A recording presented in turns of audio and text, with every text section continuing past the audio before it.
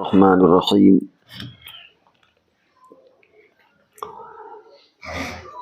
دنیا میں اللہ تبارک و تعالیٰ نے ہمیں پیدا فرمایا اور ہر زمانے میں حالات بدلتے رہتے ہیں۔ حالات دو طرح کے ہوتے ہیں، یا تو حالات ہمارے موافق ہوں گے اور یا ہمارے مخالف ہوں گے، اور اسلام نے دونوں طرح کے حالات سے نمٹنے کے لیے، دونوں طرح کے حالات کا سامنا کرنے کے لیے ہمیں ہدایات دی ہیں۔ اگر مخالف حالات ہیں، ظلم کا معاملہ ہے، تو تمہیں کیا کرنا ہے، کیسی زندگی گزارنا ہے، اور اگر موافق حالات ہیں تو تمہیں کس طرح لوگوں کے ساتھ رویہ کرنا ہے۔ اگر حاکم ہیں تو کس طرح رعایا کے ساتھ معاملہ کرنا ہے، رعایا ہے تو کس طرح پھر انہیں زندگی گزارنا ہے۔ تو اسلام کے اندر ہر نمونہ موجود ہے۔ موافق حالات کا مطلب یہ ہوتا ہے کہ آپ اقتدار میں ہو، ہر چیز آپ کے مطابق ہو۔ ایسے حالات میں سب سے اہم چیز ہوتی ہے انصاف کو قائم کرنا۔ انصاف اور ظلم، یہ دو چیزیں ہوتی ہیں۔ شریعت میں ایمان کے بعد، بلکہ ایمان کا ایک حصہ ہے انصاف کو قائم کرنا، اور سب سے بدترین چیز ہے ظلم۔ انصاف اور ایمان یہ دونوں ملی جلی چیزیں، اور ظلم اور شرک یہ دونوں ملی جلی چیزیں۔ اللہ تبارک و تعالیٰ نے ارشاد فرمایا ان الشرک لظلم عظیم، کہ دنیا میں بہت سے ظلم ہوتے ہیں، لیکن سب سے زیادہ جو بدترین، سب سے برا ظلم ہے وہ شرک ہے، اللہ کے ساتھ کسی کو شریک کرنا۔ تو اگر حالات ہمارے موافق ہیں، ایسی صورتحال میں ہماری ذمہ داری سب سے زیادہ یہ ہوتی ہے کہ انصاف کو قائم کیا جائے۔ دنیا میں سب سے زیادہ قیمتی چیز انصاف ہے، اور صحیح اگر پوچھا جائے تو اسلام انصاف ہی کی وجہ سے پھیلا ہے۔ قاضی اعجاز کا واقعہ دہرانے کی ضرورت نہیں ہے، حضرت عمر رضی اللہ تعالیٰ عنہ کے درجنوں واقعات ہم لوگ سنتے رہتے ہیں کہ ان عدالتوں میں کس طرح انصاف ملتا تھا، اور کس طرح اللہ کی مخلوق اسلام کے اندر داخل ہو جاتی تھی، کہ جہاں بادشاہ، رعایا، چھوٹا بڑا، یہ کوئی فرق نہیں ہوتا تھا، بلکہ انصاف کا بول بالا تھا۔ اور اس کے مقابلے میں آج کا زمانہ ہے کہ آج ہر طرف ظلم پھیلا ہوا ہے۔ حکومت کے 3 شعبے ہوتے ہیں۔ ایک ہے مقننہ، جو لوگ قانون بناتے ہیں، قانون ساز کمیٹی کہہ لیں یا جو بھی اس کا نام دے لیں، اور ایک ہے عدلیہ، جو اسے نافذ کرتا ہے، جسے عدالتیں ہوتی ہیں، اور ایک ہے انتظامیہ، جس کے ذریعے سے قوانین کو کنٹرول کیا جاتا ہے، جیسے پولیس کا محکمہ ہوتا ہے کہ قانون کو وہ امپلیمنٹ کرتے ہیں، نافذ کراتے ہیں، اور ہر ایک کی اپنی اپنی ذمہ داریاں ہیں۔ اب آج کے دور میں پولیس کا کیا رویہ ہے یہ سب جانتے ہیں، اس کی کیا شبیہ بنی ہوئی ہے۔ اللہ ماشاء اللہ ہر شعبے میں اچھے لوگ بھی ہوتے ہیں، لیکن عام طور سے جو شبیہ بنی ہے، کوئی بہت اچھی بنی، شبیہ تو نہیں بنی۔ خود جو ہمارے ملک میں وہ تنظیمیں بنی ہوئی ہیں، خود سرکار کی طرف سے، جو ان باتوں کو پرکھتے ہیں کہ کون کسی پر ظلم تو نہیں کر رہا، پولیس کا رویہ کیسا ہے، اور ان کا انسانی کمیشن، انسانی حقوق، اس طرح کی جو تنظیمیں ہیں، وہ خود اپنی رپورٹ دیتی ہیں کہ بھائی پولیس کا معاملہ اچھا نہیں ہے۔ آج لفظ پولیس ایک دہشت اور خوف سے تعبیر ہے، چنانچہ بچے مائیں جب اپنے بچوں کو ڈراتی ہیں تو بھی کہتی ہیں چپ ہو جاؤ ورنہ پولیس کو بلا لیں گے. ایک عجیب سی شبیہ ہے اللہ ماشاء اللہ. بنیاد یہی کہیں نہ کہیں ظلم کی ہوتی ہے کہ جہاں پر ظلم ہوگا دہشت ہوگی، وہاں پر خوف ہوگا، وہاں پر. تو ایک پہلو ہوتا ہے موافق ہمارے حالات ہیں. موافق حالات میں کبھی ایسی ہوتی ہے کہ حکومت آپ کی ہے، ایسے وقت میں سب سے اہم ذمہ داری جو حکومت کی ہوتی ہے، افراد کی ہوتی ہے، وہ یہ کہ انصاف کو قائم کرے، ظلم سے روکے. حضور علیہ الصلوۃ والسلام نے فرمایا کہ تم انصاف کو مت چھوڑنا، فیصلہ بھی کرو چاہے غصے میں ہو یا تم بغیر غصے کی حالت میں ہو. فی الغضب والرضا العدل، فی الغضب والرضا، عدل کو قائم رکھنا چاہے تم غصے کی حالت میں ہو یا تم رضامندی کی حالت میں ہو. کبھی کبھی آدمی غصے میں فیصلہ کچھ سے کچھ کر دیتا ہے. ایک موقع پر آپ نے فرمایا انصر اخاک ظالما او مظلوما، کہ تم اپنے بھائی کی مدد کرو چاہے وہ ظالم ہو یا مظلوم ہو. صاحب نے پوچھا اللہ کے رسول، مظلوم کی مدد تو آج تک ہم نے سنا تھا لیکن ظالم کی مدد کیا ہے؟ گویا حضور علیہ الصلوۃ والسلام نے ایک نیا کنسپٹ دیا. اس سے پہلے دنیا یہ کنسپٹ ہی نہیں جانتی تھی کہ کیا ظالم کی بھی مدد ہو سکتی ہے. سب سے پہلے یہ نظریہ اور یہ کنسپٹ نبی اکرم صلی اللہ علیہ وسلم نے پیش کیا کہ ہاں ظالم کی بھی مدد ہو سکتی ہے، اور اس کی مدد یہ ہے کہ اس کو ظلم سے روک دیا جائے، اس کا ہاتھ پکڑا جائے، اس کے ظلم سے روکا جائے تاکہ وہ آخرت میں بچ سکے، آخرت میں اللہ کی پکڑ سے بچی. اس کی مدد. اس سے پہلے کوئی جانتا بھی نہیں تھا کہ کیا ظالم کی بھی مدد ہوتی ہے. تو حضور علیہ الصلوۃ والسلام نے فرمایا انصر اخاک ظالما او مظلوما، تم مدد کرو ظالم ہو یا مظلوم ہو. ظالم کی مدد اس کا ہاتھ پکڑ کر کے اسے ظلم سے روک کر کے، اور مظلوم کی مدد کا تو مفہوم ظاہر ہے کہ بہرحال اس کی نصرت اور مدد کرو. تو ایک معاملہ تو یہ ہمارے ساتھ کہ جب بھی انسان، کوئی ضروری نہیں کہ وہ حکومتی پر ہو، آپ اپنے علاقے کے دبنگ آدمی ہیں، آپ اپنے برادری میں معزز آدمی ہیں، آپ اپنے علاقے میں اچھے سمجھے جاتے ہیں، لوگ آپ کے پاس آتے ہیں بہت سے معاملات کو حل کرانے کے لیے، آپ کی طرف لوگوں کی نگاہیں اٹھتی ہیں. ایسے موقع پر آپ سائڈ تو نہیں لے کے، کسی کا سائڈ تو نہیں لے رہے، طرفداری تو نہیں کر رہے، واقعتاً آپ انصاف کا معاملہ کر رہے ہیں یا طرفداری کر رہے ہیں، رشتہ داری نبھا رہے ہیں، دوستی نبھا رہے ہیں، یا اندر اندر کچھ اور کھیل چل رہا ہے. کبھی کبھی رشوتیں بھی چلتی ہیں، پیسے بھی چلتے ہیں. تو ضروری نہیں کہ ہر چیز کے لیے ہم یہ سوچیں کہ ہم بادشاہی ہو جائیں پھر دنیا میں اس کو نافذ کر کے دیکھیں. ہر بندہ جس سطح پر ہے اس سطح پر بھی وہ، حضور علیہ السلام نے فرمایا کہ تم اپنے گھر کے ذمہ دار ہو. کم سے کم ہر آدمی اپنے گھر کا ذمہ دار تو ہوتا ہی ہے. کلکم راع و کلکم مسئول عن رعیتہ. اگر بادشاہ تھے اس کی رعایا کے بارے میں پوچھا جائے گا، تو ایک گھر کے گارجین اور باپ سے اس کے بچے کے بارے میں پوچھا جائے گا، اس کے اہلیہ کے بارے میں پوچھا جائے گا کہ تم نے بیوی پر کوئی ظلم تو نہیں کیا. تو ہر انسان اس دائرے میں آ جائے گا. کوئی اپنے آپ کو یہ نہ سمجھے کہ صاحب میں تو اس دائرے میں آتا ہی نہیں. ہر آدمی اس دائرے میں آ جائے گا کہ وہ ظلم کر رہا یا ظلم نہیں کر رہا، ظلم کر رہا یا انصاف کر رہا ہے. یہاں یہ کوئی نہ سمجھے کہ صاحب ہمارے ہاتھوں میں تو اقتدار نہیں تو ہمارے سے ظلم اور انصاف کا کیا تعلق. ہر آدمی جس سطح پر ہے، چاہے وہ جس شعبے میں ہو، اس شعبے میں کہیں نہ کہیں وہ کچھ خود مختار ہوتا ہے بعض چیزوں میں. تو وہاں پر وہ چاہے وہ مکتب کا معاملہ ہو، مدرسوں کا ہو، اسکول کا ہو، کالج کا ہو، یونیورسٹیوں کا ہو، برادریوں کا ہو، مساجد کا ہو، بہت سی ہمارے علاقوں میں تنظیمیں ہوتی، وہاں کہیں نہ کہیں وہ اس کا ایک دائرہ ہوتا ہے. وہاں وہ ظلم کا معاملہ اور انصاف کا معاملہ صحیح طور پر دیکھ رہا ہے کہ نہیں دیکھ رہا، ظلم سے روکنا اور انصاف کو پھیلانا. تو اگر ہم اس پوزیشن پر ہیں کہ ظلم اور انصاف، ظلم کو ختم کریں، انصاف کو قائم کریں، تو وہاں ہمیں اس پہلو پر عمل کرنا ہے. دوسرا رخ کیا ہے؟ دوسرا رخ یہ ہے کہ حالات ہمارے موافق نہیں بلکہ مخالف ہوں گے.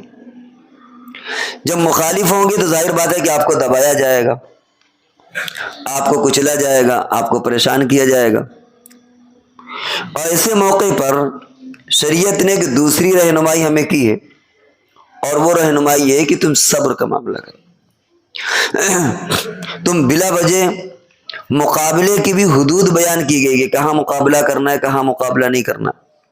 دشمن آپ پر حملہ کر رہا ہے، ٹھیک ہے، آپ اس سے مقابلہ کریے، وہ بھی کہیں ایسا نہ ہو کہ اس سے مقابلہ اس سے بڑے خطرات کو لے آئے، یہ بھی آپ کو دیکھنا ہے۔ اور کبھی کبھی ایسا ہوتا ہے کہ سرنڈر ہو جانا ہی بہادری ہوتی۔ حضور علیہ الصلوۃ والسلام نے فرمایا کہ ایک وقت آئے گا کہ تلواریں چلیں گی، جب تم دیکھنا کہ تلوار میرے اوپر اٹھی ہے تو آنکھ بند کر کے گردن جھکا دینا، مر جانا لیکن کسی کو مارنا نہیں۔ صحابہ کرام میں آپس میں بھی جنگیں ہوئی ہیں، حضرت علی رضی اللہ تعالیٰ عنہ، حضرت معاویہ رضی اللہ تعالیٰ عنہ، بہت ممکن حضور علیہ الصلوۃ والسلام نے اسی طرف اشارہ کیا ہو۔ آپس میں کبھی کبھی مسلمان لڑتے اس طرف اشارہ کیا ہو کہ تم وہاں پر مقابلے کی ضرورت نہیں ہے، جب تلواریں چمکیں تو تم آنکھ بند کر کے گردن جھکا دو، خود مر جاؤ لیکن اس کو فروغ مت دینا۔ حابیل اور قابیل کا واقعہ آپ نے پڑھا ہے کہ حابیل سے قابیل نے کہا میں تجھے قتل کروں گا، اس نے کہا ما انا بباسط یدی الیک، اگر تم مجھے قتل کرنا چاہو گے تو میں اپنے ہاتھ کو تمہاری طرف نہیں پھیلاؤں گا، ٹھیک ہے قتل کرنا ہو قتل کر دو، یعنی میں تمہیں مقابلہ نہیں کروں گا۔ کہیں کہیں پر دفاع ضروری ہوتا ہے لیکن کہیں کہیں پر سرنڈر کر دینا ہوتا ہے۔ تو اس بھائی نے یہ کہا کہ میں مقابلہ نہیں کروں گا، میں سرنڈر ہو جاؤں گا، ٹھیک ہے تمہیں قتل کرنا ہو قتل کرو، ما انا بباسط یدی الیک لیقتلک، میں اپنے ہاتھ کو تمہاری طرف نہیں بڑھاؤں گا کہ تمہیں قتل کر دوں، تمہیں مارنا ہے ٹھیک ہے مجھے مار دوں۔ تو کبھی کبھی ایسا بھی ہوتا ہے۔ تو ظلم ہو رہا ہو تو اس کو کیسے آدمی اس کو کیسے برداشت کرے، کہیں پر برداشت کرنے کا کوئی انداز ہوتا ہے، کہیں پر کوئی انداز ہوتا ہے۔ تو بات صبر کی چل رہی تھی کہ اگر حالات ہمارے مخالف ہوں تو ایسی صورتحال میں ہمیں کیا کرنا ہے، صبر کا مظاہرہ کرنا ہے۔ صبر کی بہت ساری قسمیں ہیں، ساری قسموں کی اس وقت بیان بھی نہیں کرنا، اور صبر کے احکام کے اعتبار سے بھی الگ الگ درجات ہیں۔ صبر کی بہت ساری قسموں میں 3 قسمیں موٹی موٹی ہیں۔ ایک ہے صبر عن المعصیت، کہ گناہوں سے رکنے پر اپنے آپ کو کنٹرول کرنا، صبر کرنا۔ صبر کہتے ہیں اصل میں اپنے آپ کو روکنا، کنٹرول کرنا، جو چیز ہمارے جی میں آ رہی ہو اس کو نہ کرنا، غلط چیز جو ہمارے دل کے اندر آ رہی ہے اس کو اپنے آپ کو کنٹرول کر لینا۔ اور ایک ہے صبر علی الطاعہ، اطاعت پر صبر کرنا، کہ آپ کو نماز پڑھنے میں زحمت ہوتی ہے، وضو بنانے میں سردی میں پریشانی ہوتی ہے، صبح اٹھنے میں آپ کو نیند میں تکلیف ہوتی ہے، زحمت ہوتی ہے، اس میں اپنے آپ کو صبر کرنا۔ اور ایک ہے صبر علی المصیبت، مصیبت صبر کرنا، کہ اگر صبر کوئی مصیبت آ جائے تو پھر کبھی صبر اختیاری ہوتا ہے اور کبھی اضطراری ہوتا ہے۔ اختیاری کا مطلب تو یہ ہے کہ آپ بدلہ لینے پر قادر ہیں لیکن کنٹرول کر لے جائیں، اور ایک ہے کہ آپ قادر ہی نہیں ہیں۔ ظاہر بات ہے کہ اس صبر کا زیادہ درجہ ہے جہاں آپ کو طاقت ہے لیکن آپ ضبط کر لے جائیں۔ آپ کا بھائی ہے، کوئی زیادتی کی آپ کے ساتھ، آپ اس کو بدلہ چکا سکتے ہیں لیکن اب آپ نے اپنے آپ کو کنٹرول کر لیا، حالانکہ آپ کے اندر طاقت تھی کہ آپ اس کا بدلہ لے لیتے، لیکن آپ نے بھائی ہونے کا، پڑوسی ہونے کا، رشتہ دار ہونے کا خیال کیا، آپ نے اپنے آپ کو بیک کر لیا۔ اس صبر کی زیادہ اللہ کی نظر میں قدر و قیمت ہے۔ اور ایک صبر ایسا ہے کہ جس پر آپ کو صبر کے بغیر چارہ نہیں، آپ کچھ کر ہی نہیں سکتے، اضطراری طور پر جیل میں ڈال دیا گیا، اب آپ کیا کر لیں گے، سوائے صبر کے آپ کچھ نہیں کر سکتے، وہ اضطراری صبر ہوتا ہے۔ کسی دبنگ نے آپ کو کچھ کہہ دیا، وہاں صبر کے بغیر چارہ ہی نہیں، آپ کیا کر سکتے، وہ دوسرے نمبر پر درج ہو جاتا ہے۔ تو یہ موٹے موٹے صبر کے 3۔ پھر صبر بھی کبھی ایسا ہوتا ہے کہ صبر کرنا فرض ہو جاتا ہے اور کبھی مستحب ہو جاتا ہے، کبھی واجب ہوتا ہے، کبھی حرام بھی ہو جاتا ہے۔ صبر کرنا بھی کبھی کبھی حرام ہوتا ہے۔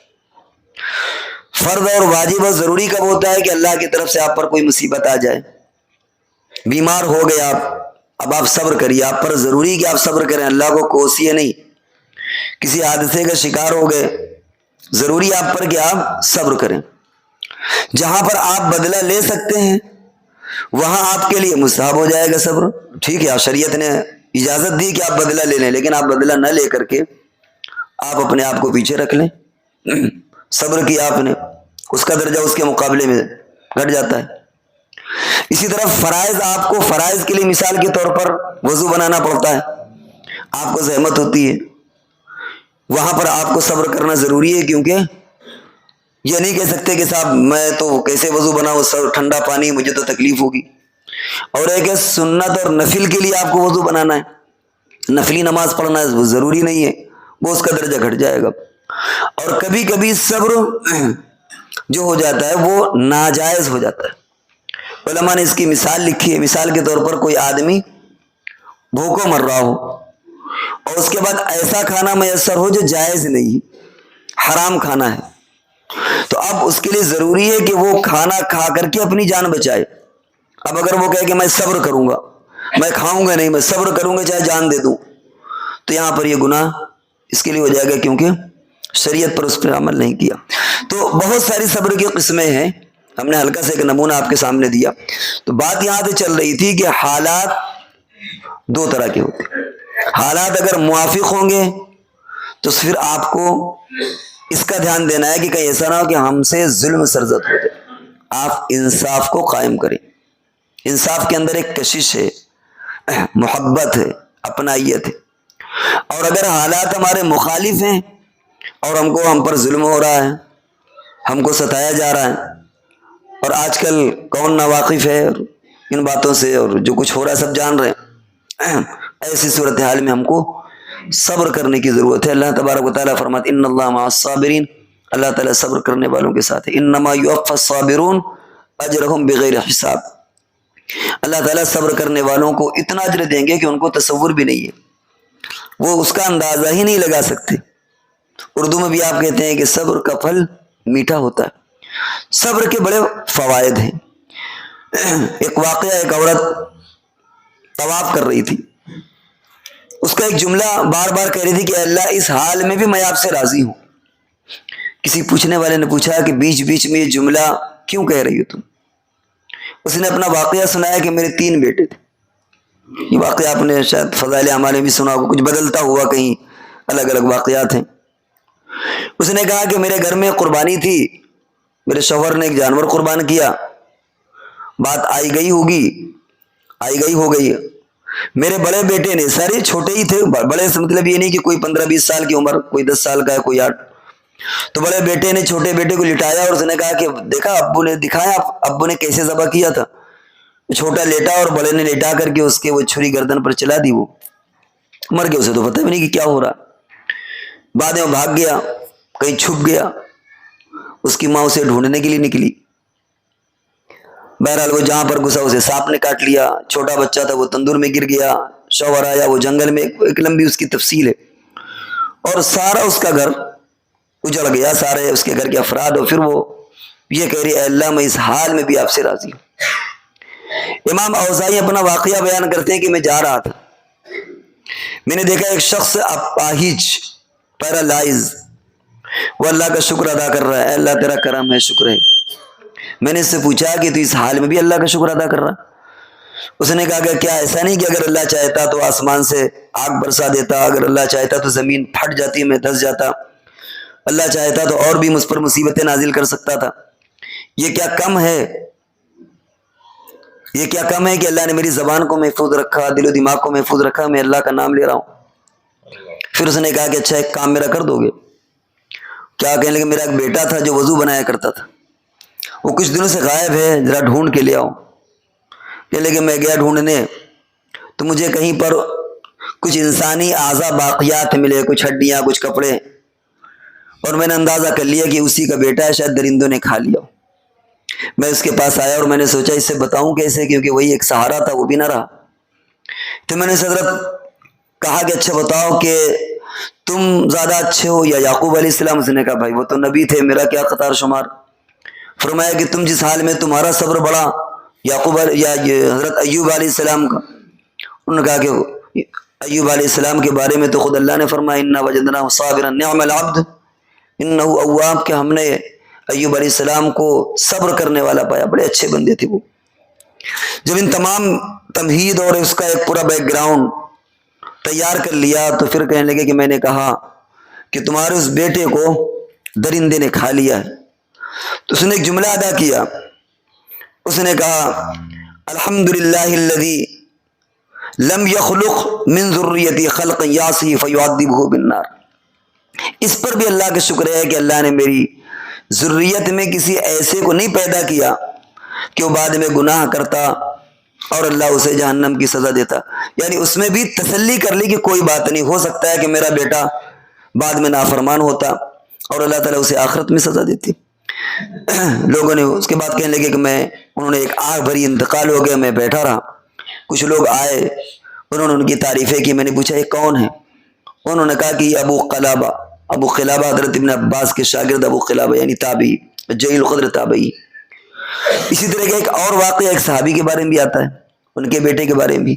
یعنی انہوں نے اتنے بڑے حادثات کی بھی تعویل یہ کی کہ اگر ہماری نسل زندہ رہتی تو اللہ جانے آگے آنے والے وقتوں میں وہ دین پر باقی رہتی کہ نہ رہتی، دجال کے فتنے کا مقابلہ کر پاتی کہ نہ کر پاتی. اگر ہماری نسل آگے نہیں چلی تو کم سے کم ہماری نسل میں سے کوئی جہنم میں داخل نہیں ہوگا، اور ہماری نسل میں کوئی دجال کا مقابلہ کرنے دجال کے فتنے کا شکار نہیں ہوگا. انہوں نے یہ تسلی پیدا کر لی.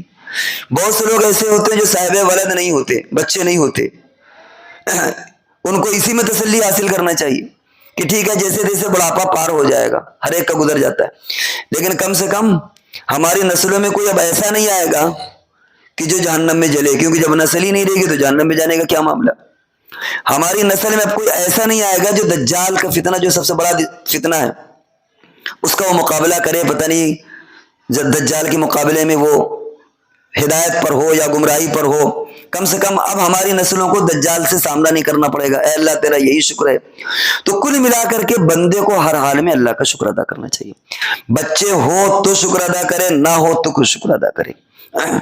اولاد نرینہ ہو تو کرے، نہ ہو تو کرے. خالی جس حال میں بھی ہو بندہ اللہ کا شکر ادا کرے. ایک حدیث میں حضور علیہ السلام نے فرمایا کہ اللہ تعالیٰ نے فرمایا کہ اے بندے، میں کبھی تجھے نعمت دیتا ہوں اس لیے کہ مجھے معلوم ہے کہ اگر نعمتیں تجھ سے چھین لیا تو گمراہ ہو جائے گا. اور اے بندے، میں نے تجھ سے نعمت لے لی اس لیے کہ تو ہدایت پر ہے، مجھے معلوم ہے کہ اگر میں نعمتیں دے دوں گا تو شاید تو گمراہ ہو جائے. اور اے بندے، میں نے تجھے صحت مند رکھا اس لیے کہ مجھے معلوم ہے کہ اگر میں نے تجھے بیمار کر دیا تو برداشت نہیں کر پائے گا، اللہ کو نہ جانے کیا کیا تو زبان سے نکالے گا اور تیرا ایمان خطرے میں پڑ جائے گا، اس لیے میں نے تجھے صحت دی. اور اے بندے، میں نے تجھے اگر بیمار کر دیا تو تیرے فائدے کے لیے، اس لیے کہ مجھے معلوم ہے کہ اگر تو صحت مند ہوگا تو نہ جانے کتنے جرائم کرے گا، اس لیے میں نے تجھے بیمار کر دیا. تو اس لیے ہمیں چاہیے کہ ہم جس کنڈیشن پر بھی ہوں اللہ کا شکر ادا کریں. اگر ہم موافق حالات میں ہو تو بھی اللہ کا شکر ادا کریں، مخالف حالات میں ہو تو بھی اللہ کا شکر ادا کریں.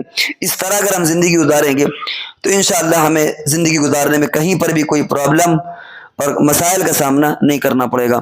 اللہ تبارک و تعالی ہم سب کو عمل کی توفیق عطا فرمائے.